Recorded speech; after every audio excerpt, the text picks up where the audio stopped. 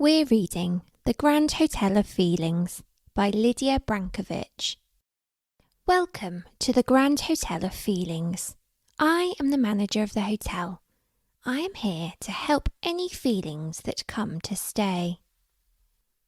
Every day is different at the Grand Hotel of Feelings. You never know who's going to check in. Some guests are great fun to have around, and some, well, let's just say they're a bit tricky.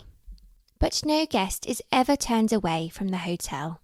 I make room for all feelings, no matter how difficult they might be. Sadness, for example, is very messy. He is always flooding the bathroom. Sometimes sadness even leaks through to the room below. When sadness comes to stay, I have to be very quiet, because sadness speaks in a small voice. If I don't listen carefully, I won't hear what sadness is telling me, and then he will stay for a very long time. Anger, on the other hand, is extremely loud. She is so loud that the walls rattle and shake.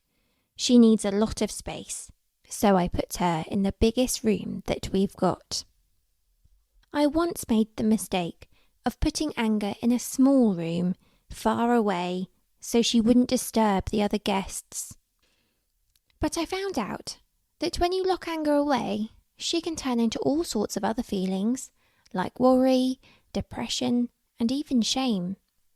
It's best to give Anger space to make her noise so she can leave quickly. After she's gone, the hotel suddenly feels very quiet. That's when peace checks in. Peace accepts things for what they are and never causes trouble.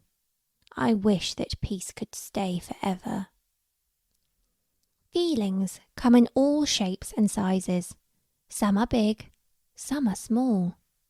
Some feelings are actually invisible. You don't even know they are there until the light catches them in a certain way. I try to find the time to sit with each feeling and figure out what they need. It's hard to do this when the hotel gets very busy. I run around trying to make sure that everyone is looked after properly. I wish some of them would just check out already. But you can't rush feelings. They come and go in their own time. When there are too many feelings, making too many demands, that's when anxiety checks in. Anxiety is forever changing forms. Sometimes he looks like fear, and other times he looks like guilt. He loves the spotlight, and he tries to distract me from all the other feelings in the hotel. When it all gets too much, I step outside and check in on gratitude. It can be easy to forget about gratitude because she never asks for anything.